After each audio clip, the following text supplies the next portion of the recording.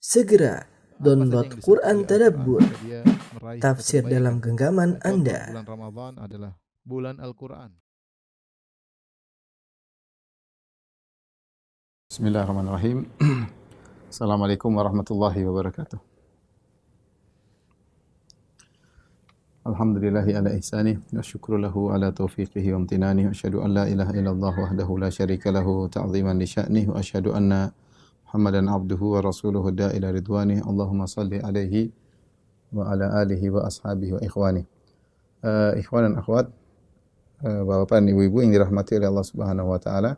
Pada kesempatan bahagia ini kita akan membahas secara singkat tentang kegiatan Nabi sallallahu alaihi wasallam harian, yang hal ini mendapat perhatian dari para ulama, ya, bagaimana Rasulullah SAW menghabiskan waktunya sehari-hari, ya. Tentunya di sana ada rutinitas harian Nabi sallallahu alaihi wasallam dan ada hal-hal yang di luar rutinitas sesuai dengan situasi dan kondisi, ya. Kita sebagai umat Islam tentunya berusaha mengenali kegiatan Nabi sallallahu alaihi wasallam, karena setiap yang dikerjakan oleh Nabi adalah contoh yang hendaknya kita teladani. Laqad kana lakum fi Rasulillahi uswatun hasanah. Sungguh pada diri Nabi sallallahu alaihi wasallam ada uswah hasanah, ya. Dan sebagai bentuk tanda cinta kita kepada Allah adalah mengikuti sunnah-sunnah Nabi sallallahu alaihi wasallam. Allah Subhanahu wa taala berfirman, "Qul in kuntum tuhibbunallaha fattabi'uni yuhibbukumullah." Ya, wa yaghfir lakum dzunubakum. Katakanlah, jika kalian cinta kepada Allah Subhanahu wa taala, fattabi'uni, maka ikutilah aku, ikutilah Nabi sallallahu alaihi wasallam. Yuhibbukumullah, niscaya Allah akan mencintai kalian. Dan mengenali kegiatan Rasulullah sallallahu alaihi wasallam harian ini akan menambah cinta kita kepada Nabi sallallahu alaihi wasallam dan juga membimbing kita untuk bisa mengisi hari-hari kita dan waktu-waktu kita. Dan terus terang kita akui bahwasanya kita hidup di zaman yang dimana waktu kita bisa jadi sangat banyak terbuang dengan adanya medsos, dengan adanya berita-berita yang tiada habis-habisnya. Ketika seorang tidak memanage waktunya, dia akan tanpa terasa waktunya akan habis, akan terbuang, sehingga yang ada hanyalah penyesalan pada hari kiamat kala. Ikhwan dan akhwat yang dirahmati oleh Subhanahu wa taala, oleh karenanya pada kesempatan kali ini kita akan bahas tentang kegiatan rutin Nabi sallallahu alaihi wasallam. Sebelum ini saya ingatkan bahwasanya cara kita beramal tidak lain adalah dengan mengenal sunnah Nabi sallallahu alaihi wasallam. Cara kita beramal, kalau ingin namanya beramal, kita tahu orang beriman harus beramal. Nah, amalnya bagaimana caranya? Mengikuti sunnah Nabi sallallahu alaihi wasallam, ya. Itulah cara kita beramal saleh, ya. Dan kita dapati bahwasanya para sahabat dahulu mereka sangat berpegang teguh kepada sunnah Nabi sallallahu alaihi wasallam. Jika mereka telah mengetahui sunnah Nabi, maka mereka menjalankan dengan sebaik-baiknya dan mereka komitmen, continue dan komitmen. Saya akan bacakan contohnya. Misalnya sebuah hadis yang diriwayatkan oleh Imam Muslim dalam sahihnya. Perhatikan, dari Nu'man bin Salim. Nu'man bin Salim kemudian meriwayatkan dari Amr bin Aus. Dari Nu'man bin Salim dari Amr bin Aus. Orang kedua adalah Amr bin Aus. Kemudian Amr bin Aus berkata, "Haddatsani Ambasah bin Abi Sufyan."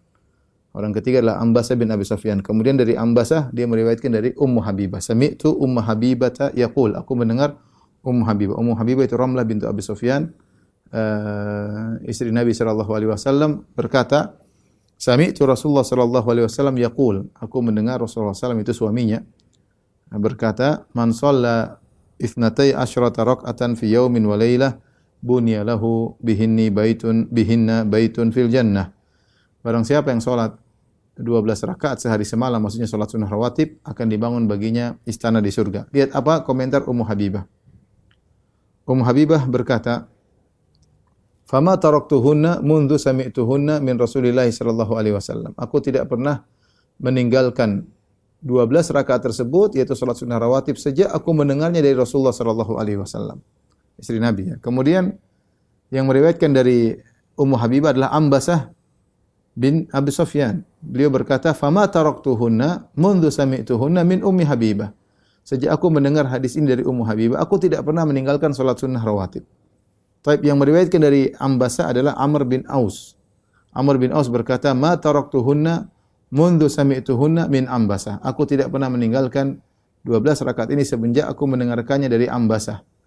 Kemudian meriwayatkan dari Ammar adalah Nu'man bin Salim. Nu'man bin Salim berkata, "Ma taraktuhunna mundu sami'tuhunna min Amr bin Aus." Aku tidak pernah meninggalkannya semenjak aku mendengarkannya dari Amr bin Aus. Lihatlah bagaimana silsilah yang meriwayatkan hadis dalam Sahih Muslim. Begitu mereka mendengar hadis Nabi, mereka tidak pernah meninggalkannya. Ummu Habibah tidak pernah meninggalkannya, Ambasah tidak pernah meninggalkannya, Amr bin Aus tidak pernah meninggalkannya, Nu'man bin Salim juga tidak pernah meninggalkannya. Mereka tahu hadis Nabi dan bukan perkara ringan menjalankan 12 rakaat tiap hari tanpa pernah meninggalkannya. Tapi demikianlah para sahabat dahulu, mereka komitmen kalau sudah mendengar sunnah Nabi mereka mengerjakannya dengan semaksimal mungkin. Contoh lain, hadis dari Ali bin Abi Thalib bagaimana dia menjalankan sunnah Nabi sallallahu alaihi wasallam meskipun dalam kondisi yang lagi genting. Fatimah radhiyallahu taala anha, istri Ali bin Abi Thalib radhiyallahu taala anhu, bekerja dan mereka hidup dengan sederhana dengan kemiskinan ya. Kemudian Fatimah harus menggiling gandum. Dia menggunakan ar-roha. Ar-roha itu alat yang berat, batu yang kemudian digunakan untuk menggiling gandum dan itu berat bagi seorang wanita. Dan itulah pekerjaan Fatimah di rumah. Hingga suatu hari dia mendengar Rasulullah SAW mendapatkan budak-budak dari peperangan, ghanimah, kemudian di antaranya ada budak-budak ya. Maka Fatimah segera pergi menuju ayahnya. Rasulullah SAW berharap untuk dikasih budak supaya bisa melakukan pekerjaan rumahnya, menggiling gandum karena pekerjaan berat. Ternyata Rasulullah SAW tidak ada. Maka kemudian Fatimah bertemu dengan Aisyah, istri Nabi SAW, maka dia kabarkan. Ya, maka kemudian Fatimah pulang ke rumahnya bersama Ali bin Abi Thalib radhiyallahu taala anhu. Tatkala Nabi SAW datang, maka Aisyah mengabarkan kepada Nabi SAW bahwasanya tadi Fatimah datang minta untuk dihadirkan kalau bisa ada pembantu atau budak yang bisa membantunya. Ya, maka akhirnya Rasulullah SAW pun datang ke rumah anak putrinya yaitu Fatimah. Kata Ali radhiyallahu taala anhu, "Waqad akhadna madaji'ana." Ketika itu kami sudah mau tidur. Fadhahabna naqum, kami ingin bangun ketika lihat Nabi datang, kata Nabi, "Ala makanikuma." Jangan bangun, tetap aja. Ya, maka Rasulullah SAW pun datang, masuk ke mereka berdua. Rasulullah SAW duduk di antara putrinya dan mantunya, antara Fatimah dan Ali bin Abi Thalib radhiyallahu taala anhuma. Dan Nabi SAW tidak langsung serta-merta memberikan budak kepada putrinya, tentang ini putri Nabi, kemudian serta-merta Nabi memberikan budak. Tidak, Nabi SAW ketika itu lebih fokus untuk membantu kepada ahlus suffah, yaitu para sahabat yang miskin, yang tidak punya tempat tinggal, yang tinggal di belakang Masjid Nabawi. Maka Rasulullah SAW berkata kepada mereka berdua, karena Rasulullah tidak kasih pembantu. Kata Rasulullah SAW, ala u'allimukuma khairan mimma sa'altuma. Maukah aku ajarkan kepada kalian berdua tentang perkara yang lebih baik daripada apa yang kalian berdua minta? Yaitu daripada pembantu. Ya.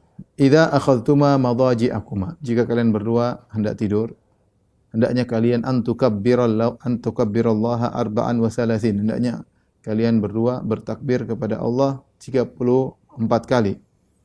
Wa tusabbihahu salasan wa salasin. Dan hendaknya kalian bertasbih 33 kali. Wa tahmadahu salasan wa salasin, hendaknya kalian bertahmid yaitu alhamdulillah sebanyak 33 kali. Fa huwa khairun lakuma min khadim. Ini lebih baik bagi kalian berdua daripada seorang membantu. Apa kata Ali setelah menyampaikan hadis ini? Dia berkata, "Ma taraktuhu mundu sami'tuhu minan Nabi sallallahu alaihi wasallam." Aku tidak pernah meninggalkan zikir ini sebelum tidur. Ini karena zikir sebelum tidur ini. Aku tidak pernah meninggalkannya semenjak aku mendengar dari Nabi sallallahu alaihi wasallam. Tidak pernah meninggal sampai meninggal dunia, tidak pernah meninggalkan zikir ini. Maksud saya ini bagaimana komitmen para sahabat. Sampai ada yang tanya kepada Ali bin Abi Thalib, "Wala lailatas siffin?" Wahai Ali, apakah Anda tidak meninggalkannya sampai ketika terjadi perang Siffin? Kita tahu perang Siffin adalah perang yang genting, konflik antara Ali bin Abi Thalib dengan Muawiyah radhiyallahu taala anhuma. Sama-sama ada khilaf ijtihad di antara mereka berdua yang terjadi peperangan. Artinya, apakah dalam kondisi perang Ali bin Abi Thalib tidak meninggalkan zikir tersebut? Kata Ali bin Abi Thalib radhiyallahu anhu, "Wala lailatas siffin." Ini yang bertanya ingin tahu, ini mungkin kalau ya Ali tidak meninggalkan, tapi mungkin kalau kondisi genting dia mungkin tinggalkan atau lupa. Kata Ali, wala lailatas Siffin. Bahkan dalam malam perang Siffin pun saya tidak meninggalkan zikir ini. Ya, ini menunjukkan, dan padahal beliau adalah pemimpin perang ketika itu, tentu sibuk namanya pemimpin perang, sibuk urus sana ngurus ini, berita ana berita sini ya, mengatur strategi perperangan, tapi beliau tidak meninggalkan zikir ini. Ini menunjukkan bagaimana komitmen para sahabat dalam menjalankan sunnah-sunnah Nabi sallallahu alaihi wasallam ya. Oleh karenanya kalau ada sunnah Nabi yang mereka luputkan, mereka tidak tahu, mereka menyesal. Mereka menyesal ya. Karena berarti mereka ketinggalan amal soleh. Mereka luput dari mereka banyak pahala. Sebagaimana yang dialami oleh Ibnu Umar radhiyallahu taala anhu. Ibnu Umar terkenal, Ibnu Umar adalah seorang yang sangat mengikuti Nabi sallallahu alaihi wasallam ya. Mengikuti Nabi sallallahu alaihi wasallam ya. Berusaha menjalankan sunnah-sunnah Nabi. Terkenal beliau ya. Sampai beliau pernah mampir suatu tempat.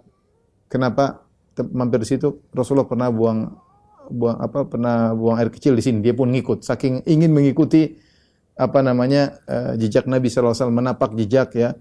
Napak tilas jejak Nabi sallallahu alaihi wasallam Ibnu Umar. Tapi ada sunnah yang dia luputkan di antaranya, yaitu sunnah mengantar jenazah ke pemakaman. Saya bacakan bagaimana beliau menyesal. An Amir bin Sa'ad bin Abi Waqqas, annahu kana qa'idan inda Ibnu Abdullah bin Umar. Satu hari kata Amir bin Sa'ad bin Abi Waqqas, dia sedang duduk bersama Ibnu Umar. Kemudian muncullah Khabbab ya. Kemudian Khabbab berkata, "Ya Abdullah bin Umar, wahai Ibnu Umar, ala tasma'u ma yaqulu Abu Hurairah? Tidakkah kau dengar apa yang diucapkan oleh Abu Hurairah? Innahu sami'a Rasulullah sallallahu alaihi wasallam yaqul." Ini terjadi setelah Rasulullah SAW meninggal. Abu Hurairah berkata, dia mendengar Rasulullah SAW bersabda, "Man kharaja ma'a janazatin." Siapa yang keluar bersama jenazah min baitiha wa shalla 'alaiha, kemudian dia menyolatkan jenazah tersebut, thumma tabi'aha, kemudian mengikuti jenazah tersebut hatta tudfan, sampai dikuburkan, mengikuti jenazah di kuburan sampai di kuburan, kana lahu qiratani min ajr, maka dia akan mendapatkan 2 qirat dari ajar, dari pahala. Kullu qiratin mithlu Uhud, dan bahwasanya setiap qirat pahalanya sebesar gunung Uhud. Jadi barang siapa yang salatkan jenazah sampai ngantar sampai dikubur, dapat pahala seperti 2 gunung Uhud. Ya. Wa man shalla 'alaiha tsumma raja'a kana lahu minal ajri mithlu Uhud. Barang siapa yang salat kemudian tidak ngantar sampai ke kuburan, segera balik, dia cuma dapat 1 gunung Uhud. Maka Ibnu Umar pun mengirim Khabbab menuju Aisyah. Coba tanyakan kepada Aisyah tentang perkataan Abu Hurairah. Ya. Ibnu Umar kemudian mengambil, sambil menunggu Khabbab utusannya mendapat kabar dari Aisyah, dia pun mengambil hasba al-masjid, dia mengambil sekumpulan kerikil atau kemudian dia bolak-balikkan di tangannya ya. Sampai akhirnya utusan tersebut balik, kemudian dia menyampaikan, qalat Aisyah radhiyallahu anha, istri Nabi berkata, sadaqa Abu Hurairah. Abu Hurairah benar, apa yang disampaikan itu benar. Fa daraba Ibnu Umar bil hasa alladhi kana fi yadihi al-ardh, maka dia pun lemparkan kerikil-kerikil tersebut ke tanah yang ada di tangannya tadi. Kemudian dia berkata, laqad faratna fi qararita katsira. Sungguh kita telah luput dari banyak gunung-gunung Uhud, ya, dari banyak pahala-pahala dari gunung Uhud. An-Nawawi rahimahullah mengomentari kisah ini, dia berkata, wa fihi ma kana sahabatu alaihi min ar-raghbah fi at-ta'at hina yablughuhum. Ini dalil bahwasanya para sahabat begitu semangat untuk menjalankan ketaatan jika sampai dalil kepada mereka. Wa ta'assuf ala ma yafutuhum minha, dan mereka benar-benar menyesal atas amalan yang luput dari mereka. Ya, wa in kanu la ya'lamuna idhama mawqi'ihi ya. Taib, ini dalil bahwasanya bagaimana para sahabat semangat untuk menjalankan sunnah-sunnah Nabi sallallahu alaihi wasallam ya. Dan kita tahu kalau kita menjalankan sunnah Nabi sallallahu alaihi wasallam, maka kita bisa dicintai oleh Allah Subhanahu wa taala, bisa menjadi wali dari wali-wali Allah. Makanya dalam hadis qudsi, dikenal dengan hadis al-wali, hadis riwayat Imam Bukhari, kata Allah Subhanahu wa taala, "Wala yazalu 'abdi yataqarrabu ilayya bin nawafil hatta uhibbahu." Senantiasa hambaku mendekatkan dirinya kepadaku dengan perkara-perkara sunnah, hatta uhibbahu, sampai aku pun mencintainya. Fa idza ahbabtuhu, kalau aku sudah mencintainya, kuntu sam'ahu alladhi yasma'u bihi, maka aku menjadi pendengarannya, wa basarahu alladhi yubsiru bihi, aku menjadi penglihatannya, wa yadahu allati yabtishu biha, aku jadi tangannya, aku jadi kakinya, ya. Dan wa idza sa'alani la utiyannahu, kalau dia mohon kepada aku akan aku kabulkan. Wala nista'adzani la u'idzannahu, kalau dia minta perlindungan kepada aku akan aku beri perlindungan kepadanya. Ini mukadimah ingin saya sampaikan tentang perlunya kita menjalankan sunnah-sunnah Nabi sallallahu alaihi wasallam. Saya ingatkan lagi, terlebih lagi kita di zaman sekarang yang harus kita akui waktu kita banyak terbuang-buang. Ketika kita tidak memanage waktu kita untuk menjalankan rutinitas tertentu, mau tidak mau waktu kita akan lepas, ya. Dan yang ada kita waktu ini adalah aset modal seorang muslim, ya. Makanya kata Al Hasan Al Basri, ya bani Adam, innama anta ayyam, wahai anak Adam, sungguhnya engkau hanyalah kumpulan hari-hari. Wa idza dhahaba ba'dul ayyam, jika telah pergi sebagian hari, dhahaba ba'duka, maka telah pergi sebagian darimu. Wa idza dhahaba ba'duka yushik an yadhhab kulluk, kalau sudah sebagian darimu pergi, bisa jadi akan pergi seluruhmu. Artinya apa? Hari-hari berlalu adalah umur kita. Semakin berlalu berarti semakin berkurang umur kita, semakin mendekat titik pertemuan kita dengan Allah Subhanahu wa taala. Seorang jangan terpedaya dengan hal-hal, dan banyak hal yang memperdayakan kita, yang kita tersibukkan pada perkara yang tidak bermanfaat, ya, dengan meninggalkan sunnah-sunnah Nabi sallallahu alaihi wasallam. Maka ini penting bagi kita untuk mengingat kembali, yang sudah tahu pun untuk merefresh kembali, yang belum tahu hendaknya mempelajari apa sih kegiatan Nabi sallallahu alaihi wasallam harian, yang dilakukan oleh Nabi sallallahu alaihi wasallam. Sebenarnya kalau kita mau bahas tentu panjang lebar, ya. Karena sunnah Nabi sallallahu alaihi wasallam sangatlah banyak. Semua perbuatan Nabi adalah sunnah Nabi sallallahu alaihi wasallam. Ma uthira anin Nabi sallallahu alaihi wasallam. Semua yang diriwayatkan dari Nabi sallallahu alaihi wasallam adalah sunnah Nabi sallallahu alaihi wasallam. Tentu sangat banyak. Sampai An-Nasa'i rahimahullahu taala menulis buku judulnya Amalul Yaum wal Lailah. Amalul Yaum wal Lailah. Ada Nasa'i, ada Ibnu Sunni. Mereka menulis buku khusus tentang kegiatan Nabi sehari semalam, dan itu tebal. Tadi saya baru lihat aja tentang Amalul Yaum wal Lailah sekitar 700 halaman, menunjukkan tentang sunnah-sunnah Nabi sallallahu alaihi wasallam sangat banyak. Tapi kita tidak akan menyampaikan sebenarnya, kita akan menyampaikan secara singkat saja yang mungkin rutinitas harian yang mungkin bisa kita lakukan. Taib, ikhwan dan akhwat yang dirahmati Allah Subhanahu wa taala, bapak-bapak dan ibu-ibu, para guru yang dirahmati Allah Subhanahu wa taala, kita mulai dari rutinitas Nabi SAW, mulai dari ketika beliau bangun tidur, ya. Saya ingin sampaikan bahwasanya rutinitas Nabi bisa kita bagi dua. Mungkin bisa kita klasifikasikan menjadi dua, ya. Ada rutinitas yang terikat dengan waktu,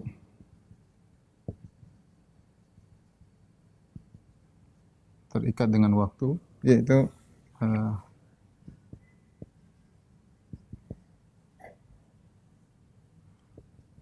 dengan waktu seperti malam, kemudian duha, ya, kemudian zuhur, subuh, dan lain-lain, ya. Dan lain-lain. Kemudian ada rutinitas yang tidak terkait dengan waktu,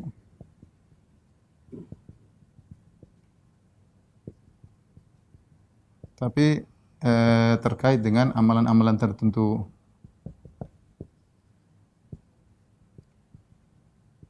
Untuk kegiatan tertentu. Dan ini berkaitan dengan masalah adab-adab. Ini berkaitan dengan adab-adab, ya. Adab-adab. Ini banyak sekali, ya. Misalnya adab makan, misalnya, ya. Adab makan, adab buang hajat, misalnya, adab terhadap sahabat, ya, terhadap istri, ya. Akhlak terhadap istri.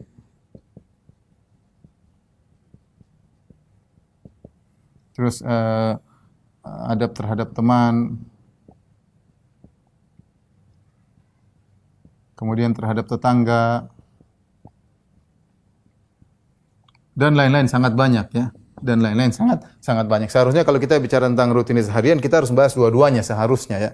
Tapi ini nggak mungkin kita bahas dalam satu pertemuan. Maka untuk yang ini mungkin mungkin saya tidak saya bahas. Mungkin kita fokus ini aja, rutinitas terikat dengan waktu sebagai gambaran. Adapun masalah adab, kita bisa belajar di buku-buku yang lain, seperti buku yang ditulis oleh, misalnya dalam Riyadhus Shalihin ada adab-adab, dalam kitab misalnya Kitabul Jami' karya Ibnu Hajar Al-Asqalani yang berbicara tentang adab-adab juga. Dan banyak buku-buku berkaitan dengan adab. Misalnya Adabul Mufrad karya Imam Al-Bukhari, Al-Adab Al-Mufrad. Dan banyak para ulama menulis tentang adab dan akhlak, bagaimana adab-adab Nabi, adab makan, adab tidur, adab minum, adab ngobrol, adab dengan istri, luas adab bersahabat dan lain-lainnya. Tapi kita akan bahas pada rutinitas yang terikat dengan waktu seperti malam, duha, zuhur, subuh dan lain-lain agar kita punya gambaran tentang sunnah-sunnah Nabi sallallahu alaihi wasallam. Taib, ikhwan dan akhwat, Bapak-bapak dan ibu para guru yang dirahmati Allah Subhanahu wa taala. Kita mulai dengan adab Nabi sallallahu alaihi wasallam ketika bangun tidur ya. Bagaimana rutinitas Nabi sallallahu alaihi wasallam? Rasulullah sallallahu alaihi wasallam ketika bangun tidur yang pertama beliau adalah sikat gigi ya. Sebagaimana dalam hadis, kana Nabi sallallahu alaihi wasallam idza qama minal lail yashusu fahu bis-siwak. Hadis riwayat Muslim dari Hudzaifah bahwasanya Rasulullah SAW kalau bangun dari tidur malam maka yashusu fahu bis-siwak, itu Rasulullah SAW menggosokkan siwak di giginya, itu membersihkan gigi. Dalam riwayat yang lain, karena Rasulullah SAW idza qama liyatahajjad yashusu fahu bis-siwak. Adalah Rasulullah SAW kalau bangun untuk salat malam maka beliau bersiwak. Tentunya setelah bangun tidur pertama kali Rasulullah SAW berdoa, tentunya berdoa dengan doa bangun tidur, Alhamdulillahilladzi ahyana ba'dama amatana wa ilaihin nusyur. Ya, doa tersebut Rasulullah ucapkan ya. Ada juga dalam doa lafal yang lain seperti Alhamdulilladzi radda alayya ruhi wa adzina li bi dzikrihi, ya Allah, segala puji bagi Allah yang telah mengembalikan ruhku kepadaku dan beri izin kepadaku untuk mengingatnya. Setelah itu, setelah Rasulullah SAW bangun, kemudian Rasulullah SAW di antaranya menghilangkan rasa kantuk dari wajahnya. Ya, sebagaimana dalam hadis Ibnu Abbas radhiyallahu taala anhuma, beliau berkata, "Fajalasa istaiqadha Rasulullah SAW fajalasa yamsahu an-naum an wajhihi biyadihi." Rasulullah SAW kemudian bangun dari tidurnya, kemudian dia menghilangkan rasa ngantuk dari wajahnya. Jadi dengan diucek-ucek matanya atau wajahnya sehingga hilang rasa ngantuk ya. Setelah itu Rasulullah SAW memandang ke langit ya. Memandang ke langit sambil membaca 10 ayat terakhir dari surat Ali Imran ya. Tsumma qara'a al-ashr al-ayat al-khawatim min surat Ali Imran, yaitu dari firman Allah Subhanahu wa taala, "Inna fi khalqis samawati wal ardi wa ikhtilafil laili wan nahari la ayatin li ulil albab alladzina yadhkuruna Allaha qiyaman wa qu'udan wa ala junubihim," dan seterusnya sambil melihat ke langit. Dan ini Rasulullah belum wudu. Jadi baru bangun, kemudian Rasulullah SAW memandang ke langit membacakan 10 ayat tersebut. Ya, setelah itu Rasulullah SAW kemudian berwudu ya. Beliau menuju kepada thumma qama ila shannin mu'allaqatin, beliau menuju ke tempat air yang digantung ya. Fatawadda'a minha fa ahsana wudu'ahu, kemudian Rasulullah wudu dari air tersebut. Kemudian Rasulullah SAW thumma qama yusalli, kemudian Rasulullah SAW pun salat ya. Kemudian Rasulullah SAW pun salat. Tentunya adapun wudu maka sunnahnya sebagaimana sudah sering kita pelajari, saya tidak akan menjelaskan bagaimana tata cara sunnah wudu. Jadi intinya sederhananya, kalau orang bangun malam ya, maka dia bangun kemudian ucek-ucek baca doa tidur dulu, baca doa bangun tidur ya. Alhamdulillahilladzi ahyana ba'da amatana wa ilaihin nusyur, kemudian dia mungkin ucek-ucek matanya untuk supaya segar, kemudian memandang ke langit membaca surat di akhir 10 ayat terakhir di surat Ali Imran ya, dalam kondisi belum berwudu. Setelah itu kemudian berwudu. Kemudian setelah itu berwudu, kalau kita mungkin ke toilet ya, buang hajat apa segala, kemudian bersiwak ya, siap untuk melaksanakan salat malam. Ini sunnah yang bisa kita lakukan kalau kita bangun di malam hari.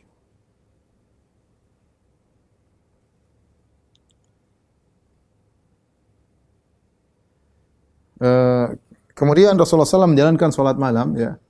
Salat malam sebagaimana kita ketahui ya, ini adalah syaraful mu'min bi qiyamil lail. kemuliaan seorang mukmin adalah dengan salat malam, ya. Seorang mukmin berusaha ada waktu untuk salat malam. Ya, kata Rasulullah SAW, "Alaikum bi qiyamil lail." Hendaknya kalian salat malam. Fa innahu da'bus salihina min qablikum. Sungguhnya salat malam adalah kebiasaan orang-orang soleh sebelum kalian. Makanya saya sering bercanda, saya bilang kalau ada orang merasa dirinya soleh, kemudian dia tidak salat malam, maka perasaannya hendaknya dipertanyakan, ya. Hendaknya dipertanyakan. Karena Rasulullah mengatakan, "Fa innahu da'bus salihina min qablikum." Salat malam adalah kebiasaan orang soleh sebelum kalian, ya. Dan sebagian ulama mengatakan salat malam adalah zad, adalah bekal seorang mukmin untuk menghadapi kesehariannya. Seorang mencarger imannya, dan di malam hari charger iman sangat cepat. Charger iman sangat cepat ketika dia bangun untuk salat malam meskipun hanya 3 rakaat, meskipun hanya 5 rakaat, ya. Kita tidak mungkin sulit seperti Nabi SAW yang salat sampai berjam-jam, ya. Sampai setengah malam salat atau sepertiga malam penuh salat. Berat bagi kita, tapi paling tidak kita ada punya waktu untuk salat malam, paling tidak salat witir meskipun 3 rakaat. Yang terbaik adalah seorang salat dengan salatnya Nabi Daud alaihissalam. Kata Nabi SAW, "Wa ahabbus salati ila Allah salatu Daud." Salat yang paling dicintai oleh Allah adalah salatnya Nabi Daud. Kana yanamu nisfal lail, dia tidur setengah malam, wa yaqumu thulutsahu, kemudian dia pun salat malam sepertiga malam, wa yanamu sudusahu, dan dia pun tidur 1/6 malam, ya. Jadi tidur setengah malam, salat malam sepertiga malam, kemudian tidur lagi 1/6 malam. Ini yang paling dicintai oleh Allah Subhanahu wa taala. Kalau orang bisa melaksanakan rutinitas seperti ini, maka ini dia akan bisa salat malam dan dia bisa segar ketika di pagi hari karena dia sempat tidur lagi sebelum subuh sekitar 1/6 malam. Bagaimana cara melakukan hal ini? Caranya seorang melihat kapan azan maghrib dengan azan subuh. Antara azan maghrib sampai azan subuh bagilah menjadi 6. Jadilah menjadi 6 waktu. Maka 3 bagian yang pertama jadi 6 bagian, bagi 6. 3 bagian pertama untuk tidur. Karena itu Rasulullah tidur kata Nabi Daud alaihissalam tidur setengah malam. Kemudian 2 bagian dari 6 bagian tersebut untuk sholat malam. Kemudian 1 bagian terakhir untuk tidur kembali. Ini untuk mempermudah. Jadi saya ulangi, bagaimana kita cara mempraktekkan praktek sholatnya Nabi Daud alaihissalam, tidur setengah malam, sholat sepertiga malam, dan tidur lagi 1/6 malam. Caranya kita bagi malam, dan malam itu dimulai dari terbenam matahari sampai terbit fajar, yaitu sampai azan subuh, azan maghrib dan subuh, kita bagi 6. Bagi 6, ya. Bagi 6, setelah itu 3 bagian pertama yang merupakan setengah, kita buat tidur, kemudian 2 bagian, ya, yaitu 2/6, yaitu sama dengan 1/3, kita gunakan untuk sholat, kemudian tinggal 1/6 kita untuk tidur. Atau kita bangun malam seperti Nabi SAW, sepertiga malam terakhir, kemudian kita sholat. Dan ini menunjukkan, dianjurkan kita sholat malam setelah tidur, yang disebut dengan tahajud. Ya, maka tidur dulu, baru kemudian kita bangun sebagaimana Nabi SAW sholat malam sampai subuh, sampai menjelang subuh. Bisa dua-dua melakukan sholat malam model Nabi Daud alaihissalam atau model Nabi SAW, silakan. Bagi siapa yang tidak mampu untuk sholat malam, maka sholat sebisanya. Bahkan dia boleh sholat sebelum tidur, ya. Dia boleh sholat sebelum tidur, sebagaimana perkataan sebagian sahabat, ya. Seperti perkataan Abu Darda dan juga Abu Hurairah. Mereka berdua berkata, "Ausani khalili bi thalath." Abu Darda, Abu Hurairah berkata, kekasih kami, yaitu Rasulullah SAW, mewasiatkan kepada kami di antaranya wa an utir qabla an anam, yaitu witir sebelum tidur. Witir sebelum tidur. Ini bagi orang-orang yang sulit bangun di akhir malam, mereka boleh salat malam dan witir sebelum tidur. Taib, ikhwan dan akhwat yang rahmati Allah Subhanahu wa taala, jadi kita buka hari kita dengan salat malam, dengan charger iman kita, ya, bersendirian bersama Allah Subhanahu wa taala. Yang Nabi SAW mengatakan, "Shallu bil lail wan nasu niyam, tadkhul jannata bisalam." Salatlah kalian di malam hari kalau orang sedang tidur, niscaya kalian akan masuk surga dengan penuh keselamatan. Ini sunnah, jangan pernah dianggap sepele, ya, membuka hari dengan salat malam kepada Allah Subhanahu wa taala. Alhamdulillah kita di bulan Ramadan kita ada latihan tarawih, tapi biasanya tarawih di awal malam. Kalau sudah Ramadan selesai, jangan lupa kita biasakan salat malam. Itu masalahnya bukan masalah bisa atau tidak, masalah mau atau tidak ya. Kalau semua bisa, semua bisa. Saya lihat orang kita ini kalau mau berangkat, mau naik pesawat jam 3 malam kita bisa bangun jam 1. Pesawat pada subuh kita bisa bangun jam 3. Kita bisa dan tidak ketinggalan pesawat.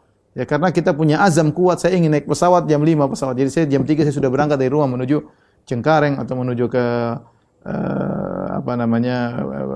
bandara Halim Perdana Kusuma. Pokoknya saya sudah niat saya akan bisa bangun jam 2 atau bangun setengah 3 atau bangun jam 3 bisa. Tinggal kita mau atau tidak ya. Kan semua orang mengatakan Ustaz susah bangun malam. Bukan masalah susah, kamu tidak mau. Kalau kamu mau bisa. Ya, kita punya alat alarm HP. Kalau perlu nyalakan HP 3 taruh sana taruh sini kita pasti bangun. Cuma kita kalau enggak mau ya tetap aja enggak mau. Pasang alarm 10 ya kita matiin lagi selesai tidur lagi. Jadi ini hanya masalah hal kebiasaan. Kalau biasanya kita bangun misalnya jam setengah 5 pas azan, kita alarmnya dimundurin, bangun atau dimajukan, yaitu kita bangun jam 4. Alhamdulillah masih ada waktu ke toilet 10 menit, sisanya masih 20 menit, kita bisa sholat 20 menit lumayan, nikmat. Kita sholat 6 rakaat, 4 rakaat. Masya Allah itu luar biasa. Apalagi kalau kita bangun jam 3, apalagi kita bangun setengah 4, kita bangun jam 2, lebih luar biasa. Tapi kita tidak bisa maksa, karena masing-masing kita punya kegiatan di siang hari yang menjadikan alasan bagi kita untuk tidak sholat malam. Tidak, tapi paling tidak ada 3 rakaat, 5 rakaat kita kerjakanlah di tengah-tengah kesibukan kita. Inilah sunnah yang sangat indah yang hendaknya kita tinggalkan. Kemudian di antara sunnah, kalau kita sudah selesai sholat malam, kita bangunkan istri kita untuk sholat malam atau untuk witir. Kalau lihat istri kita letih, kan istri kita ternyata terkadang lebih sibuk daripada kita. Ngurusin anak-anak, kita pun diurusin, anak-anak pun diurusin, banyak kegiatan. Kalau dia letih, kita bangunkan istri untuk sholat malam. Aisyah radhiyallahu taala anha berkata, "Kana Nabi sallallahu alaihi wasallam yusalli salatahu minal lail kullaha." Rasulullah SAW salat malamnya ya seluruh salat malamnya wa ana mu'taridatun bainahu wa baina qiblah, dan aku menghalangi dia antara dia dengan kiblat. Jadi Nabi salat menghadap Aisyah, antara kiblat dengan Nabi ada Aisyah. Rasulullah SAW salat karena rumah Nabi dulu sempit ya. Makanya Rasulullah SAW kalau mau sujud, Rasulullah SAW pegang kaki Aisyah supaya kakinya dilipat sehingga Rasulullah bisa sujud. Kalau Rasulullah sudah berdiri, kaki Aisyah lurus lagi ya. Kemudian kata Aisyah, perhatikan, fa idza arada an yutir ayqadhani fa autartu. Ketika Nabi ingin salat witir, Nabi bangunkan Aisyah, maka aku pun salat witir.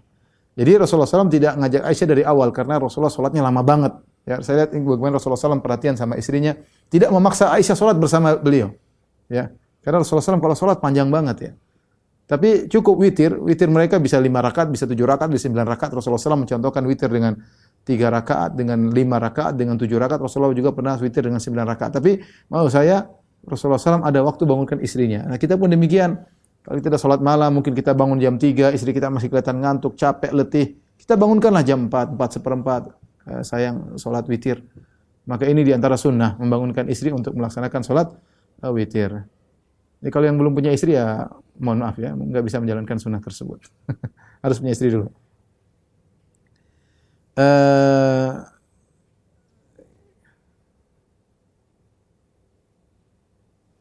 Taib. Adapun jika seorang luput dari sholat malam, maka dia bisa sholat dengan genap di siang hari, di waktu duha. Di waktu duha.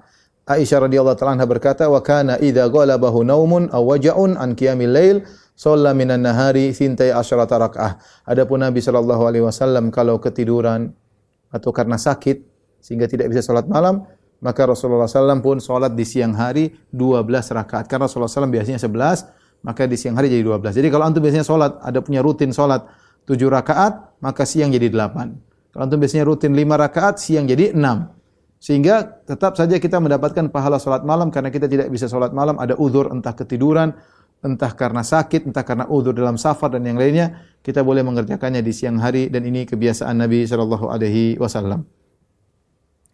Setelah salat malam ya, maka seorang menunggu azan ya. Ya, menunggu azan ya. Sebagaimana yang diajarkan oleh Nabi sallallahu alaihi wasallam ya. Kata Rasulullah SAW, "Idza sami'tumul muadzin faqulu mithla ma yaqul." Jika kalian mendengar muadzin mengumandangkan azan, maka ucapkan apa yang diucapkan oleh muadzin. Makanya kalau muadzin mengatakan Allahu Akbar, kita bilang Allahu Akbar, Allahu Akbar. Allahu Akbar, Allahu Akbar, kita ikut. Allahu Akbar, Allahu Akbar. Ini sunnah. Kadang kita lalaikan. Ikut aja. Ini masalah kebiasaan. Ya, kadang asyhadu an la tidak wajib tentunya, tapi sunnah. Asyhadu an la ilaha illallah, asyhadu an la ilaha illallah. Asyhadu anna Muhammadar Rasulullah, asyhadu an la ilaha illallah, asyhadu Muhammadar Rasulullah, asyhadu anna Muhammadar Rasulullah. Ketika mengucapkan asyhadu anna Muhammadar Rasulullah yang kedua, selain kita ikuti kita mengucapkan asyhadu anna Muhammadar Rasulullah, kita juga membaca raditu billahi rabban wa bi Muhammadin rasulan wa bil islami dinan. Jadi kita ucapkan ini. Jadi kalau muadzin mengatakan, saya ulangi, muadzin Allahu Akbar, kita ikut. Allahu Akbar, Allahu Akbar. Allahu Akbar, Allahu Akbar, kita ikut lagi. Allahu Akbar, Allahu Akbar. Asyhadu an la ilaha illallah, kita ikut. Asyhadu an la ilaha illallah. Asyhadu an la ilaha illallah, asyhadu an la ilaha illallah. Asyhadu anna Muhammadar Rasulullah, kita ikut. Asyhadu anna Muhammadar Rasulullah. Asyhadu anna Muhammadar Rasulullah, kita ikut. Asyhadu anna Muhammadar Rasulullah. Yang kedua, kita tambah ya, raditu billahi rabba wa bi Muhammadin rasula wa bil islami dina. Itu dianjurkan. Makanya dalam hadis, barang siapa yang mendengar muadzin mengucapkan asyhadu anna Muhammadar Rasulullah kemudian dia ikuti raditu billahi rabba wa bi Muhammadin rasula wa bil islami dinan, kata Nabi, ghufira lahu dzambuhu, akan diampuni dosa-dosanya. Ini sunnah yang ditinggalkan ya banyak orang. Akan diampuni dosa-dosanya, ini hadis riwayat Muslim. Setelah kita ikuti, kalau azan subuh sampai as-salatu khairum minan naum, hayya 'alas shalah, hayya 'alal falah, kita ikuti. Hayya 'alas shalah kita bilang la haula wala quwata illa billah. Hayya 'alal falah kita bilang la haula wala quwata illa billah. Ketika imam sampai taswib yaitu as-salatu khairum minan naum, maka khilaf para ulama apa yang kita ucapkan. Ada yang mengatakan kita ucapkan sama seperti muadzin karena kembali kepada hukum asal, kata Nabi, faqulu mithla ma qala al-muadzin, ucapkanlah apa yang seperti diucapkan oleh muadzin. Maka ketika sampai pada lafal taswib as-salatu khairum minan naum, maka ada yang mengatakan kita juga mengatakan as-salatu khairum minan naum, salat lebih baik daripada tidur. As-salatu khairum minan naum, salat lebih baik daripada tidur. Sebagian ulama berijtihad, mereka mengkiaskan dengan hayya 'alas shalah, hayya 'alal falah. Ketika kita mendengar imam muadzin berkata as-salatu khairum minan naum, kita juga mengucapkan la haula wala quwata illa billah. La haula wala quwata illa billah. Ini dua pendapat yang diperselisihkan oleh para ulama. Adapun ada hadis shadaqta wa bararta, hadisnya dhaif, maka tidak bisa diamalkan. Entah kita mengucapkan la haula wala quwata illa billah atau kita ikuti as-salatu khairum minan naum. Setelah muadzin selesai mengumandangkan azan, maka kita bersalawat kepada Nabi sallallahu alaihi wasallam dengan salawat Ibrahimiyah. Allahumma shalli ala Muhammad wa ala ali Muhammad kama shallaita ala Ibrahim wa ala ali Ibrahim innaka Hamidum Majid. Wa barik ala Muhammad wa ala ali Muhammad kama barakta ala Ibrahim wa ala ali Ibrahim innaka Hamidum Majid. Karena berdasarkan hadis Nabi sallallahu alaihi wasallam, idza sami'tumul muadzin faqulu mithla ma yaqul thumma shallu alayya. Jika kalian mendengarkan muadzin mengumandangkan azan, maka ikutilah ucapannya, kemudian bersalawatlah kepadaku. Fa innahu man shalla alayya salatan sallallahu alaihi biha asyaran. Siapa yang bersalawat kepadaku sekali, Allah bersalawat baginya 10 kali. Thumma sallallahu liyal wasilah. Setelah itu baru doa. Allahumma rabba hadhihi da'wati at-tammah wa salatil qa'imah. Ati Muhammadin al-wasilah, ati Muhammadanil wasilah wal fadilah wa ba'athu maqaman mahmudan alladhi wa'attah. Jadi jangan langsung berdoa tapi salawat dulu.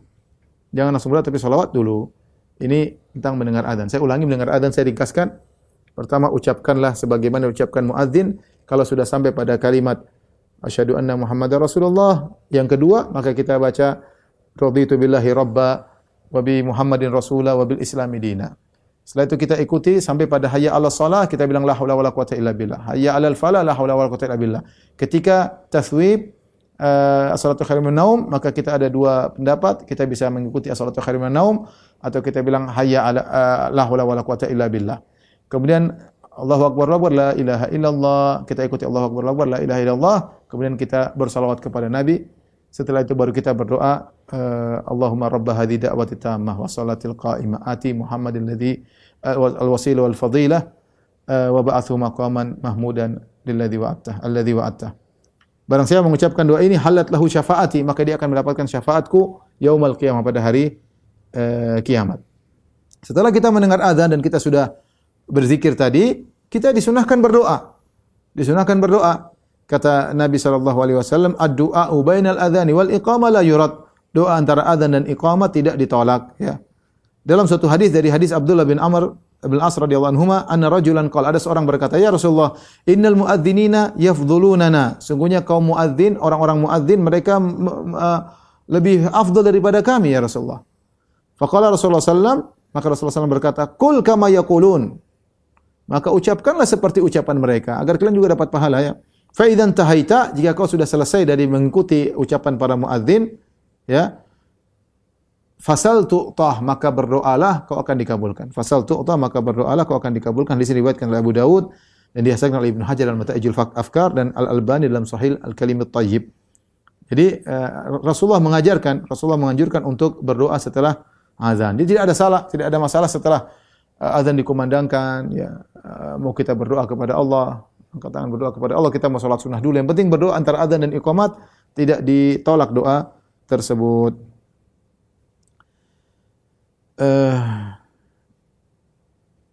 Kemudian seorang salat 2 rakaat, ya, sebelum subuh, 2 rakaat sebelum subuh, yang afdalnya dia salat di rumah. Dia salat di rumah, ya. Terutama kalau masjid-masjid misalnya antara adzan dan iqamat punya waktu yang lapang, 15 menit, 20 menit. Kita masih sempat salat 2 rakaat di rumah, kemudian kita menuju masjid. Namun sebagian masjid azannya sangat cepat, qomatnya sangat cepat, antara azan iqamat durasinya sangat cepat, sehingga terpaksa kita azan sudah di masjid, kemudian kita salat 2 rakaat agar tidak ketinggalan salat subuh. Tapi 2 rakaat ini kita kerjakan. Siapa yang kerjakan langsung di masjid, maka tidak perlu salat tahiyatul masjid. Langsung aja salat 2 rakaat sebelum subuh, karena itu sudah cukup. Tapi barang siapa yang salat di rumah, ya, kemudian dia ke masjid, maka dia salat lagi tahiyatul masjid, karena dia masuk masjid disunahkan untuk tahiyatul masjid. Saya ulangi, yang langsung salat qabliyah di masjid, maka tidak perlu tahiyatul masjid, ya. Karena sudah mencukupi dari tahiyatul masjid. Dan salat qabliyah tidak perlu panjang-panjang. Termasuk salat yang sangat diperhatikan oleh Nabi sallallahu alaihi wasallam, berbeda dengan salat rawatib yang lainnya. Kalau salat rawatib yang lainnya Nabi tinggalkan ketika safar, adapun salat ini Nabi tidak tinggalkan. Meskipun safar, Rasulullah SAW tidak meninggalkan 2 rakaat ini. Itu 2 rakaat sebelum subuh dengan salat yang ringan. Kata Aisyah radhiyallahu taala anha, "Lam yakun ala syai'in minan nawafil ashaddat muahadatan minhu." Rasulullah SAW tidak pernah begitu perhatian terhadap 2 rakaat sebelum subuh. Ya, ala raqatain qabla subuh, ala raqatain qabla subuh, tentang 2 rakaat sebelum subuh. Kemudian Rasulullah SAW berkata, "Raqatul fajri khairun minad dunya wa fiha." 2 rakaat sebelum subuh lebih baik daripada dunia dan seisinya. Bayangkan dunia dan seisinya yang begitu mewah, yang begitu banyak, duit sekian banyak, emas perak semuanya kalah dengan 2 rakaat sebelum subuh. Ini benar. Karena seorang kalau 2 rakaat dia kerjakan 2 rakaat sebelum subuh, dia akan mendapatkan pahala di akhirat yang lebih baik daripada dunia dan seisinya, ya. Tapi bacanya dengan ringan, dengan cepat, ya. Saking cepatnya sampai Aisyah berkata, "Kana Rasulullah SAW yusalli raq'atil fajri fayukhaffifu." Rasulullah SAW salat 2 rakaat sebelum subuh dengan ringan, hatta ini aku sampai aku berkata, "Hal qara'a fihima bi ummil Qur'an amla?" Apakah Nabi baca Al-Fatihah atau tidak? Saking Rasulullah SAW cepatnya. Ya tentu cepat-cepat, bukan cepat banget, tapi yang bacanya surat Al-Fatihah tidak dilama-lamakan. Kemudian suratnya juga surat pendek seperti Qul ya ayyuhal kafirun, rakaat kedua Qul huwallahu ahad. Kemudian ini yang mudah, ya. Yang mudah, tidak dipanjang-panjangkan. Kemudian adapun ke orang yang tadi salat malam, ya, kalau dia di rumah setelah salat 2 rakaat, ini mungkin dipraktikkan kalau rumah kita dekat dengan masjid. Itu al-ittija, disunahkan untuk berbaring, ya, istirahat sebentar. Karena Nabi sallallahu alaihi wasallam idza shalla raq'atil fajri ittaja ala syaqqihil aiman. Adalah Rasulullah SAW kalau sudah selesai salat 2 rakaat sebelum subuh, Rasulullah SAW berbaring di atas lambung kanannya. Letih, istirahat sebentar, cari kesegaran sebentar, baru kemudian ke masjid, ya. Boleh, atau kita mengikuti cara Nabi Daud seperti sudah saya sampaikan, seorang setelah salat dia tidur lagi. Kalau dia tidur lagi, dia pasang alarm pas subuh, dia tidur lagi sehingga dia lebih segar. Ini juga bisa dipraktekkan sehingga kita ada waktu istirahat antara setelah salat malam dengan subuh. Ini boleh dikerjakan. Kemudian berangkat ke masjid. Kalau setelah salat 2 rakaat di rumah, kita berangkat ke masjid. Jangan lupa kemudian dengan tenang, ya, berjalan dengan tenang, tidak tergesa-gesa, sambil baca doa pergi ke masjid. Allahumma ja'al fi qalbi nuran wa sam'i nuran wa basri nuran wa fawqi nuran tahti nuran yamini nuran shimali nuran ja'alni nuran. Ya Allah, jadikanlah dalam hatiku cahaya, Jadikanlah dari depanku cahaya, dari belakangku cahaya, dari kananku cahaya, dari kiriku cahaya. Jadikanlah pendengaranku cahaya, pandanganku bercahaya. Jadikanlah aku cahaya. Jadi ini agar kita keluar di pagi hari dengan dibimbing oleh Allah Subhanahu wa taala. Jangan lupa keluar rumah dengan baca bismillahi tawakkaltu 'ala Allah la haula wala quwata illa billah. Allahumma inni a'udzubika an adhil au udhal au azil au uzal au azlim au uzlal au ajhal au yujhal alayya. Ini juga doa kita keluar rumah. Kemudian tadi jangan lupa baca doa cahaya, minta cahaya kepada Allah Subhanahu wa taala dalam kondisi sudah berwudu. Dalam kondisi sudah berwudu. Karena seorang yang berjalan dari rumah menuju masjid, dia sudah dihitung salat. Dia sudah dihitung salat, makanya Rasulullah SAW melarang orang kalau dari rumah ke masjid mentasbik, menjalin jari-jarinya. Kata Rasulullah SAW, fa innahu fi salat. Karena seorang yang keluar dari masjid, dari rumah menuju masjid, dia sudah dihitung dalam kondisi salat, sehingga dia harus beradab ketika berjalan menuju masjid. Kalau ternyata dia dapati rakaat, maka dia lanjutkan. Kalau dia dapat dari awal, alhamdulillah. Kalau ternyata dia masbuk, maka tinggal dia sempurnakan salat yang ketinggalan. Jangan lupa ketika masuk masjid dengan berdoa, Allahumma ftahli abwaaba rahmatik. Ya, kalau sudah salat tahiyatul masjid, maka kalau sudah salat qabliyah di rumah, maka tinggal salat tahiyatul masjid. Kalau belum salat qabliyah di rumah, langsung aja salat qabliyah di masjid, tidak perlu lagi tahiyatul masjid karena sudah mewakili tahiyatul masjid. Setelah itu salat subuh, ya. Salat subuh, ya. Bagi laki-laki hendaknya saf paling depan, perempuan yang terbaik saf paling belakang. Ini jika tidak ada penghalang atau tidak ada sitar atau tidak ada penghalang penutup antara saf laki-laki dan saf perempuan. Adapun kalau perempuan di lantai 1 misalnya, laki-laki lantai 2 atau benar-benar ada dinding yang menghalangi antara pandangan lelaki terhadap wanita, maka wanita yang terbaik tetap saf paling depan. Tapi kalau terbuka bisa dilihat oleh lelaki, maka yang terbaik wanita adalah saf paling belakang. Kata Nabi sallallahu alaihi wasallam, khairu sufufun nisa akhiruha. Sebaik-baik saf wanita adalah yang paling belakang. Adapun jika sudah ada tutupan, maka wanita yang paling depan tetap yang terbaik. Dan berusaha untuk mendapat saf awal. Saf pertama adalah yang terbaik. Kata Nabi sallallahu alaihi wasallam, "Lau ya'lamun nasu ma fin nida wa safil awal, thumma lam yajidu illa an yastahimu alaihi lastahamu." Kalau seandainya orang tahu tentang pahala yang Allah sediakan bagi di azan dan juga di saf pertama, kemudian mereka tidak bisa meraih kecuali dengan mengundi, mereka akan mengundi.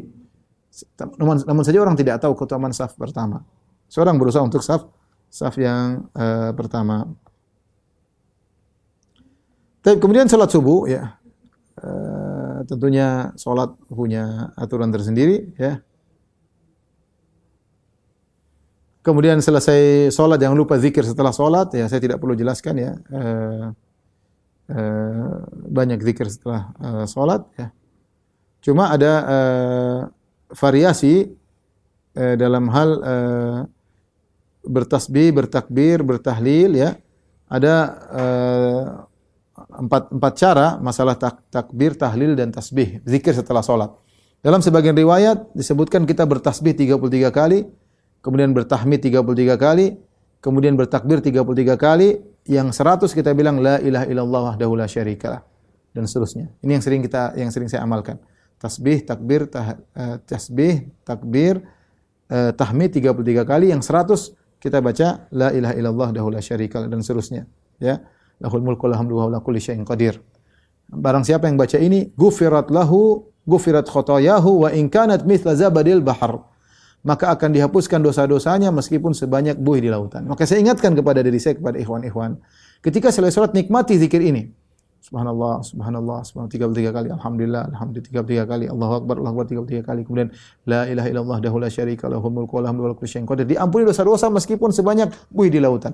Karena sebagian orang begitu, assalamualaikum, assalamualaikum, langsung lihat HP, langsung lihat WhatsApp yang masuk, langsung kasih sayang. Ini rutinitas yang pahalanya banyak. Ini model pertama. Model kedua, di antaranya zikir adalah dengan subhanallah 33 kali, alhamdulillah 33 kali, Allahu akbar 34 kali. Jadi Allahu akbar 34 kali, sama seperti tadi zikir sebelum tidur yang diajarkan oleh Nabi, yang lebih baik daripada pembantu sebagaimana sudah kita jelaskan. Kemudian ada cara ketiga seperti semuanya 25 kali. Subhanallah 25 kali, alhamdulillah 25 kali, Allahu akbar 25 kali, la ilaha illallah 25 kali. Ada tahlil 25 kali. Genap 100, tahlilnya 25 kali. Ini juga metode ketiga yang pernah Nabi ajarkan.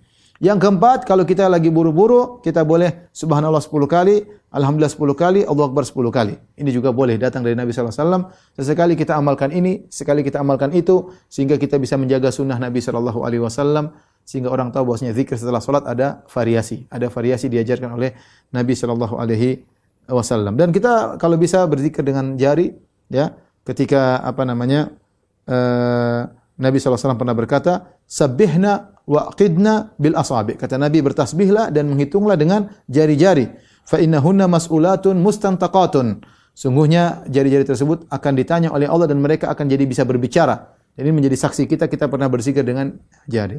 Jadi kalau orang ingin bantu sulit untuk menghitung dengan bantuan tasbih tidak jadi masalah sebagaimana fatwa para ulama, ya. Sebagai fatwa para ulama, ya. Tapi jangan menganggap bahwasanya bertasbih dengan tasbih lebih afdal. Tidak, tasbih itu alat bantu saja.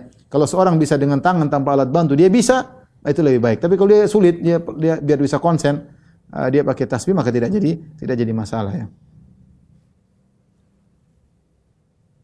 Kemudian di antara sunnah setelah salat subuh, maka seorang berusaha untuk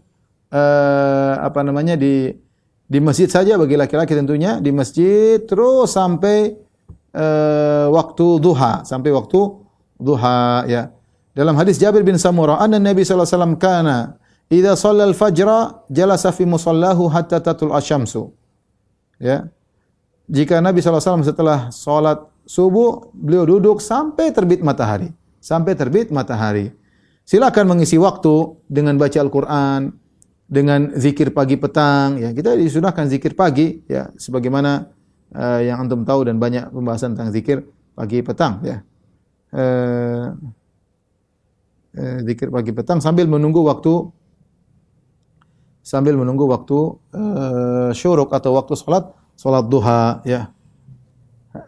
Setelah itu kemudian salat duha, ya, minimal 2 rakaat, ya. 2 rakaat, kalau enggak boleh 4 rakaat, ya. Atau lebih daripada itu tidak jadi masalah, ya. Tidak jadi masalah, ya. Karena Rasulullah sallam yusalli dhuha arba'an wa yazidu ma syaa Allah. Hadis riwayat Muslim. Kata Aisyah radhiyallahu anha, Nabi sallallahu alaihi wasallam salat duha 4 rakaat dan dia menambah lebih dari itu yang Allah kehendaki. Jadi boleh 2 rakaat minimal, kemudian 4 rakaat dan boleh lebih daripada itu. Ada riwayat datang 6 rakaat, ada riwayat 8 rakaat, ada riwayat 12 rakaat, ya, terserah seorang salat duha, ya. Ada sahabat bercerita, ya, karena Nabi sallallahu alaihi wasallam idza asbaha salat subuh ashabi fil masjid thumma yajlisu fi musallahu yadhkurullah hatta tatlu'a syams. Nabi setelah salat subuh berzikir sampai terbit matahari. Wa kana ashabuhu radhiyallahu anhum yujalisuna. Rasulullah sallam, para sahabat ada juga di situ. Sebagian mereka terkadang ngobrol di masjid, ya. Terkadang wa dzakaru min amril jahiliyah fa yathaquna. Terkadang mereka cerita tentang masa jahiliyah, bagaimana mereka dulu, kenangan masa lalu, dan mereka terkadang tertawa di masjid. Rasulullah SAW lewat, Rasulullah SAW hanya yabtasim, Rasulullah hanya tersenyum. Ya, sahabat mungkin bersyukur kepada Allah dengan kita dulu begini, sekarang alhamdulillah begini. Boleh di masjid, kadang-kadang obrolan dengan tawaan sedikit yang ringan, tidak jadi masalah. Ini pernah dilakukan oleh para sahabat di hadapan Nabi dan Nabi hanya tersenyum. Jadi jangan lupa sisihkan waktu untuk salat duha, ya. Dan salat duha yang terbaik adalah hina tarmidul fisal. Kata Nabi sallallahu alaihi wasallam, salatul awwabin hina tarmidul fisal. Salat duha yang terbaik itu adalah ketika anak onta kepanasan. Itu anak onta dia tidur di tanah, ketika matahari semakin tinggi dia mulai kepanasan, dia berdiri karena kepanasan. Itu sekitar jam 10, jam setengah 11. Kira-kira demikian. Itu waktu salat duha terbaik, ya. Seorang bisa salat duha di awal, pingin salat duha lagi silakan. Tidak jadi masalah. Setelah itu Rasulullah SAW pulang melakukan kegiatannya. Adapun kegiatan Nabi Shallallahu Alaihi Wasallam, sebagaimana Aisyah pernah ditanya, maka Rasulullah SAW ya'malu fi baitihi, apa sih yang dikerjakan Nabi di rumahnya? Faqalat, maka Aisyah berkata, kana basyaran minal basyar. Rasulullah Sallallahu Alaihi Wasallam adalah sebagaimana manusia yang lainnya. Yafli thawbahu wa yahlubu syatahu wa yakhdubu nafsahu. Rasulullah SAW menjahit bajunya, Rasulullah SAW memerah susu kambing atau onta, dan Rasulullah SAW mengurus dirinya, ya.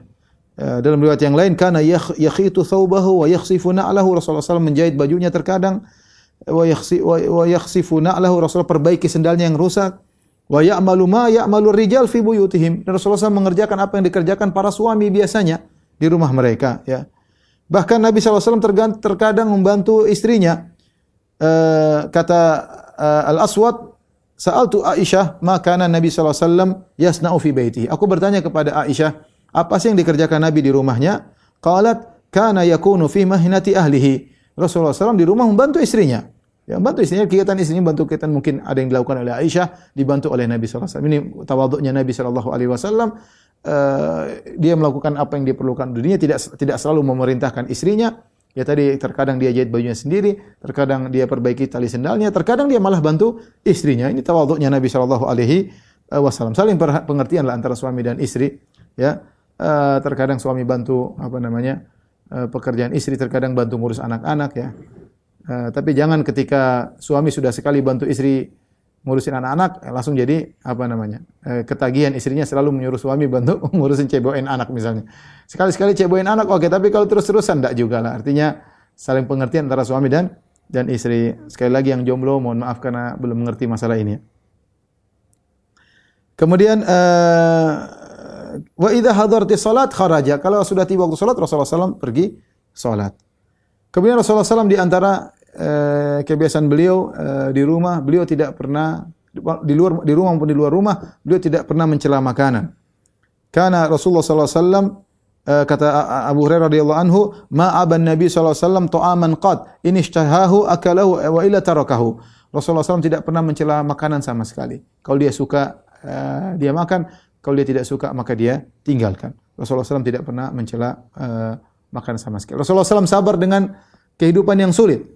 Betapa sering Rasulullah SAW bertanya kepada istrinya, indakum ta'am, makan pagi. Apa ada makanan atau tidak? Kata istrinya tidak ada ya Rasulullah, cuma air putih. Kata Rasulullah SAW, idzan fa ana sha'im, kalau gitu saya puasa. Kalau gitu saya puasa. Ini kita perlu contoh para suami. Kita tahu tidak selamanya dan juga ingatkan para ibu-ibu, tidak selamanya kita dalam kondisi nyaman. Kadang ada kondisi-kondisi luar pada kemampuan kita. Bisa jadi makanan tidak ada, bisa jadi istri belum sempat makan karena kesibukan ngurus anak-anak. Nabi SAW ketika tanya sama istrinya, hal indakum ta'am, ada makan atau tidak? Kata istrinya tidak ada. Kata Nabi, idzan fa ana sha'im, kalau gitu saya puasa sunnah. Dan itu dilakukan oleh sebagian sahabat. Al-Imam Al-Bukhari meriwayatkan dalam Sahih Bukhari, ada Abu Darda, kemudian ada Abu Dzar Al-Ghifari, kemudian ada Salman Al-Farisi, ada Abu Hurairah. Mereka ini kalau tanya sama istri mereka, ada makanan tidak ada? Kata mereka, fa idzan ana sha'im, kalau gitu kami berpuasa. Nabi hidup dalam penuh kesederhanaan. Kata Aisyah radhiyallahu ta'ala anha, "In kunna lananzur ila al-hilal, thumma al-hilal, salasata ahillatin." Kami lihat hilal muncul. 3 hilal fi syahrain 2 bulan, wa ma uqidat fi abyati Rasulillah sallallahu alaihi wasallam narun, dan tidak ada api dinyalakan di rumah istri-istri Nabi sallallahu alaihi wasallam. Bayangkan 2 bulan berturut-turut tidak ada yang dimasak. Ini menunjukkan sulitnya kehidupan Nabi dan istri-istri Nabi sallallahu alaihi wasallam. 2 bulan tidak ada yang dimasak. Maka kami bertanya, Urwah bin Zubair berkata, "Ya khalah, ma kana yu'aishukum?" Apa makanan kalian wahai bibiku? Kata Urwah bin Zubair yang merupakan ponakan Aisyah radhiyallahu taala anha. Maka kata Aisyah, al-aswadan. Kami makan 2 perkara, at-tamr wal ma', korma dan air. Subhanallah, korma dan air. Terkadang illa annahu qad kana li Rasulillah sallallahu jiran minal ansar kanat lahum mana'ih wa kanu yamnahuna Rasulullah sallallahu min albanihim fayasqina. Namun ada tetangga-tetangga Nabi terkadang meminjamkan kepada Nabi onta mereka atau kambing mereka untuk diperah susunya, nanti dikembalikan lagi kambing dan ontanya. Sebagian mereka miskin. Inilah kehidupan Nabi dan istri-istrinya, tapi kebahagiaan bukan pada harta. Benar harta merupakan membantu kebahagiaan, tapi itu bukan segala-galanya. Betapa banyak orang yang hidup sulit tapi mereka tetap bahagia ya karena mereka memiliki qanaah sebagaimana Nabi dan para sahabat radhiyallahu taala anhum ajma'in. Kemudian di antara kebiasaan Nabi sallallahu alaihi wasallam adalah tidur siang. Rasulullah SAW berkata, "Qilu." Namanya al-qailulah. Al-qailulah itu tidur sebelum zuhur, di waktu siang. "Qilu fa inna syaitana la yaqil." Kata Nabi, tidurlah sianglah karena syaitan tidak tidur siang. Ya, hadis riwayat Tabrani dihasankan oleh Syekh Albani rahimahullahu taala. Ini dia membantu kita untuk beraktivitas. Tapi kita mungkin beda-beda. Kalau di zaman Nabi sallallahu alaihi wasallam, Nabi salat malam, mungkin Nabi bangun jam 2, kemudian salat terus sampai subuh, maka ngantuk itu wajar. Ketika pagi melaksanakan kegiatan, dia masih ada waktu tidur di waktu duha, entah jam 10, entah jam 11, ada waktu untuk istirahat. Sehingga kuat untuk aktivitas setelah zuhur. Mungkin kalau kita berbeda, karena kita bangunnya telat, maka mungkin habis zuhur baru kita tidur. Ya masing-masing, ada orang yang tidak tidur karena kerja di kantor dari pagi sampai asar, nanti mungkin istirahat belakangan. Tapi intinya ada waktu untuk istirahat, karena tubuh juga butuh istirahat untuk bisa melaksanakan aktivitas selanjutnya ya.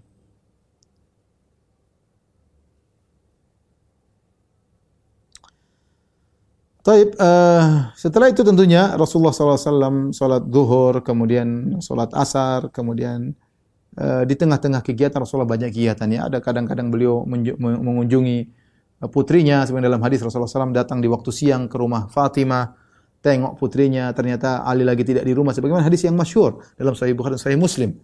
Rasulullah SAW tengok keluarganya, anaknya. Kemudian Rasulullah SAW setelah asar disebutkan Rasulullah SAW mendatangi istrinya satu persatu. Ya, di antara kegiatan Nabi setelah asar Rasulullah kan istrinya 9. Maka Rasulullah SAW datang lagi kepada istrinya satu persatu. Rasulullah SAW ngobrol sama mereka, dicumbui tapi tidak digauli. Ya. Kemudian Rasulullah SAW pulang. Jadi ada waktu untuk keluarga. Meskipun Rasulullah SAW sibuk, Rasulullah SAW kan tinggal di tempat yang jatah nginap, tapi di waktu asar Rasulullah SAW mengunjungi istri satu persatu dan rumah istri Nabi dekat, semuanya berdekatan di sekeliling Masjid Nabawi, sehingga ada waktu bagi Nabi SAW untuk menengok mereka satu persatu. Ya. Kemudian waktu asar juga digunakan oleh Nabi untuk zikir petang, ya, untuk zikir petang, ya. Ini kebiasaan Nabi Shallallahu Alaihi Wasallam. Kemudian Rasulullah SAW salat maghrib, jangan lupa Rasulullah mengatakan sallu qabla al-maghrib liman sya. Salatlah sebelum maghrib, bagi yang mau. Jadi kita boleh salat 2 rakaat sebelum maghrib. Setelah itu kemudian salat isya. Adapun salat isya dulu Nabi SAW ahyanan wa ahyanan. Rasulullah terkadang mempercepat salat isya, artinya pada waktunya. Terkadang Rasulullah SAW menunda salat isya. Idza ra'ahum ijtama'u ajjal. Kalau Rasulullah lihat para sahabat sudah kumpul, Rasulullah SAW segera salat. Wa idza ra'ahum akharu abta'u akhar. Kalau Rasulullah melihat para sahabat belum kumpul, Rasulullah menunggu sampai pada ngumpul baru kemudian Rasulullah SAW salat. Terkadang Rasulullah SAW menunda sampai menjelang malam, sampai sebagian sahabat mengatakan, ya Rasulullah, ibu-ibu sudah pada tidur, anak-anak sudah pada tidur, ya. Akhirnya Rasulullah SAW pun qomat. Rasulullah SAW mengatakan, kalau bukan innahu la waktuha, sungguhnya waktu isya yang terbaik ada di waktu ini. Laula an asyqa ala ummati, namun karena aku takut merepotkan umatku. Jadi Rasulullah SAW salat isya di awal waktu. Sebenarnya ditunda bagus, ya. Kemudian di antara sunnah Nabi SAW, yaitu istri-istri Nabi kumpul di rumah Nabi di rumah wanita yang tempat Nabi nginap, jatah nginap, maka kumpullah istri-istri Nabi SAW, mereka bercanda di antara mereka, ngobrol di antara mereka, kemudian mereka pun balik ke rumah masing-masing, kemudian Rasulullah SAW nginap di rumah tersebut. Kemudian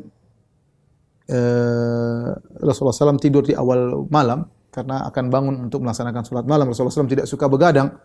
Kata Rasulullah dalam hadis, wa kana yakrahu an-nauma qablahu wal haditha ba'dahu. Adalah Rasulullah SAW tidak suka tidur sebelum isya, dan Rasulullah SAW membenci ngobrol setelah malam, setelah isya. Jadi ngobrol setelah isya itu perkara yang tidak disukai, kecuali ada keperluan. Rasulullah SAW pernah begadang sama sama kaum muslimin, sama Abu Bakar karena urusan kaum muslimin. Tapi kalau nggak ada urusan, nggak usah kita jagongan malam-malam, ya. Karena kalau jagongan malam-malam ngobrol sama kawan-kawan, ada waktunya kita pulang-pulang. Makan malam ngobrol sedikit terus pulang. Adapun ngobrol sampai jam 11, sampai jam 12, yakin salat malam lewat. Bukan malam lewat, salat malam juga lewat, salat subuh juga lewat, bisa jadi. Dan itu dibenci oleh Nabi sallallahu alaihi wasallam. Maka seorang bertamu cukup pada waktunya, kemudian tidak berlama-lama. Karena Rasulullah SAW yakrahul haditha ba'dahu. Rasulullah SAW benci ngobrol setelah lewat malam, kecuali ada keperluan. Karena seorang harus bertemu dengan istrinya, ngobrol dengan istrinya. Sebagaimana sunnah Nabi SAW adalah ngobrol bersama istrinya sebelum tidur. Kata Ibnu Abbas radhiyallahu anhuma, bitu inda khalati Maimunah, aku nginap di rumah bibiku Maimunah, fatahaddatsa Nabi SAW ahli sa'atan, thumma raqada. Maka Rasulullah ngobrol sama istrinya beberapa lama, kemudian baru tidur. Dan ini sunnah Nabi SAW yang mungkin kurang dikerjakan oleh kita. Kita ngobrol sama orang semangat, tapi ngobrol sama istri tidak semangat. Demikian juga sebagian wanita ngobrol sama temannya semangat, ngobrol sama suaminya juga tidak semangat. Kita harus rubah gaya hidup kita, kita harus enjoy dengan istri kita. Istri jadilah teman ngobrol kita, teman bicara kita sebelum tidur, sehingga kita menikmati kehidupan rumah tangga kita. Dan Rasulullah SAW sebelum tidur melaksanakan banyak sekali sunnah sebelum tidur. Doa-doa mungkin ada 10 kali doa sebelum tidur. Di antaranya baca 3 qul, kemudian ditiupkan, kemudian diusapkan ke badan, kemudian baca surat Qul ya ayyuhal kafirun, baca ayat kursi, dan doa-doa tidur banyak, berwudu sebelum tidur, dan itu sunnah-sunnah Nabi sallallahu alaihi wasallam. Inilah ikhwan dan akhwat yang dirahmati Allah Subhanahu wa taala, kira-kira rutinitas harian Nabi sallallahu alaihi wasallam. Pada satu sisi, kita bilang tadi rutinitas harian Nabi ada 2 sisi. Ada sisi berkaitan dengan waktu, ada sisi berkaitan dengan adab-adab. Adapun dengan adab-adab kita bisa baca atau mendengarkan kajian-kajian yang lain. Wallahu alam bisawab. Ini saja yang bisa saya sampaikan kepada para dokter, para guru, kawan-kawan sekalian, ikhwan dan akhwat. Semoga bermanfaat. Kurang lebih saya mohon maaf. Wabillahi taufiq wal hidayah. Assalamualaikum warahmatullahi wabarakatuh.